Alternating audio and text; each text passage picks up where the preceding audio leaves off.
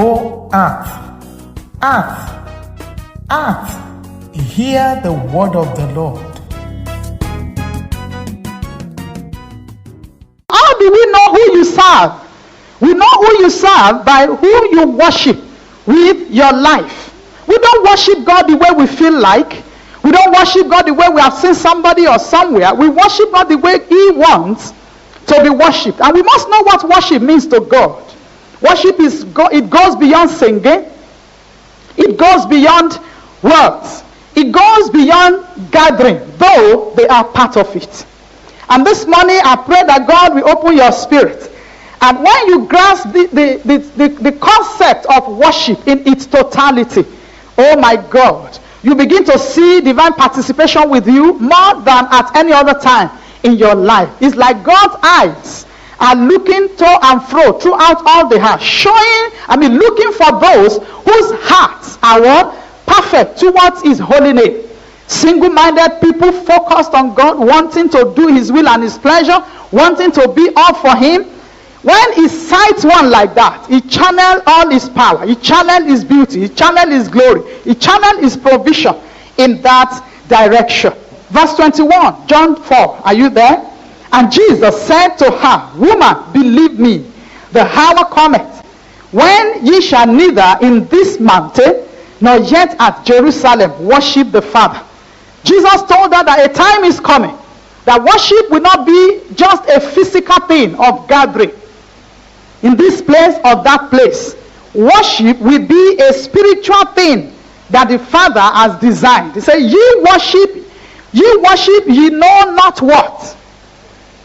They don't know the person that they worship. They were only trying to practice some principle. Okay, if we gather in Jerusalem, if we go to that mountain, then maybe we are worshiping.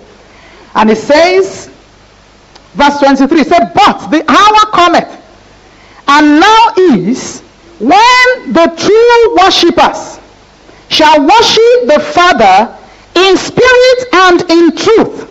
For the Father seeketh such to worship Him.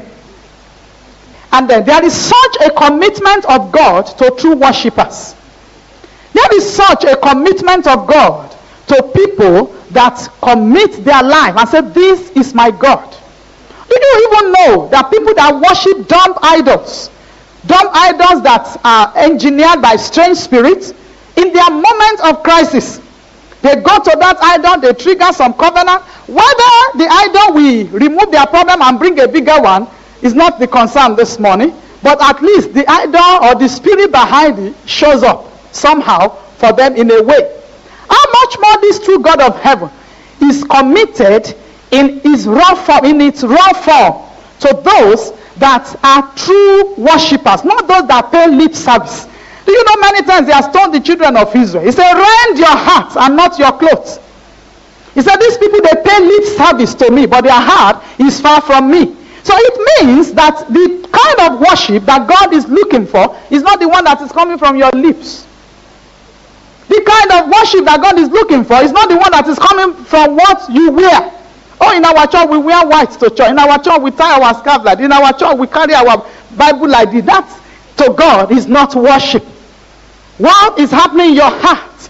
I remember one pastor, he was planning to put people in leadership, and he really penciled down this lady that looks so committed, looks so humble, and then looks so holy as it were on the outside. And then made her number one on the list, and God told him, say, remove that name. He said, God, why? This is a faithful sister. This is God. Said, that sister, he said, I have spoken to her now. There are some instructions I've given her for the past 11 years. She has not obeyed me. She is not a worshiper. When you don't obey the law, you are not a worshiper. I'll come your way tomorrow again. And don't forget, read your Bible to know God more.